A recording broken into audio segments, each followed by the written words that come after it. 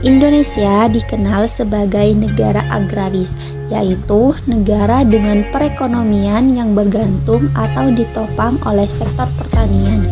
Sebagai negara agraris, Indonesia memiliki sumber daya alam yang melimpah serta dipercaya dapat mendorong perekonomian negara. Namun kenyataannya dalam kurun waktu hampir 3 dekade terakhir, sumbangan sektor pertanian terhadap produk domestik bruto terus menurun. Negara agraris juga memiliki arti sebagai negara yang mayoritas penduduknya bermata pencaharian di sektor pertanian.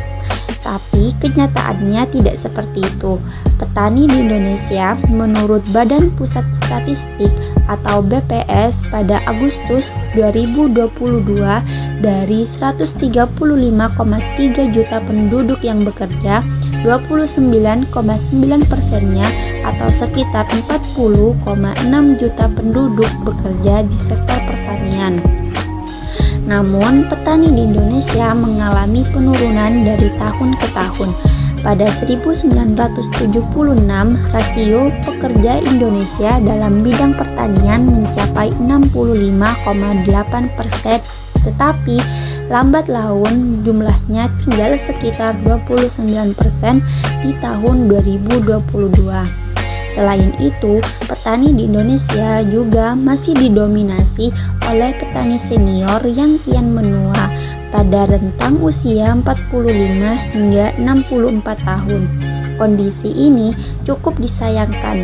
Fakta di lapangan tidak menunjukkan ciri negara agraris yang melekat di negara ini. Adapun faktor penyebab dari berkurangnya minat generasi muda di sektor pertanian. Pertama, melihat proses dan hasil yang kurang memuaskan.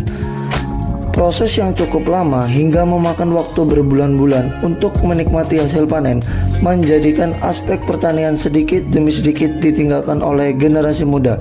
Ditambah hasil yang kurang memuaskan menjadikan pertanian semakin ditinggalkan. Tidak mau mengambil resiko. Dengan terjun di dunia pertanian, terutama di bidang budidaya, banyak resiko yang akan dihadapi, seperti serangan hama, kelangkaan pupuk, dan lebih parah lagi jika terjadi gagal panen. Hal ini menjadikan para generasi muda enggan untuk mengambil resiko lebih jika dibandingkan ia harus bekerja sebagai pegawai. Level gengsi di masyarakat. Masih banyak di kalangan masyarakat yang menganggap level petani hanya level biasa-biasa saja jika dibandingkan ia bekerja sebagai pegawai. Karena jika menjadi petani, ia harus capek dan berkotor-kotoran. Faktor ini menyebabkan generasi muda merasa gengsi untuk turun ke dunia pertanian. Membutuhkan modal yang tinggi. Modal menjadi faktor berikutnya yang mengakibatkan minat generasi muda mulai meninggalkan dunia pertanian. Seperti contohnya, dalam usaha tani kita memerlukan modal untuk menggarap, pemupukan, pengendalian, sampai pada permodalan di masa panen. Dari semua modal itu tidak sedikit ditambah dengan tenaga kerja yang dikeluarkan cukup banyak. Kelima, kurangnya ilmu tentang pertanian. Ini sangat berkaitan dengan minat belajar, karena dengan kurangnya pengetahuan tentang pertanian menjadikan generasi muda malas untuk terjun dalam dunia pertanian. Ditambah lagi jika tidak ada minat untuk belajar tentang pertanian itu sendiri. Dampak dari berkurangnya sumber daya manusia di bidang pertanian Indonesia. Yang pertama, produktivitas pertanian di Indonesia akan menurun.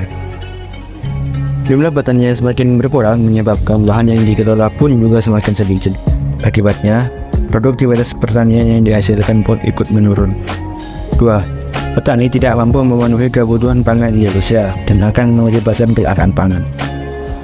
Jumlah petani yang tiap tahunnya menurun justru berbanding terbalik dengan jumlah penduduk Indonesia, di mana jumlah penduduk Indonesia setiap tahunnya meningkat dan mengakibatkan konsumsi akan pangan semakin tinggi. Hal itu berbanding terbalik dengan produktivitas pertanian yang dihasilkan, sehingga akan terjadi kelangkaan pangan. 3. Pemerintah melakukan ekspor. Merespon kelangkaan pangan yang terjadi, pemerintah akan melakukan segala upaya untuk memberikan yang terbaik terhadap warganya. Salah satunya adalah impor. Impor dilakukan oleh pemerintah untuk mengatasi kelangkaan pangan yang dialami oleh masyarakat Indonesia. Yang terakhir adalah pertumbuhan ekonomi. Impor yang dilakukan secara terus-menerus tanpa diimbangi oleh ekspor akan berpengaruh terhadap pertumbuhan ekonomi Indonesia, baik secara nasional maupun global.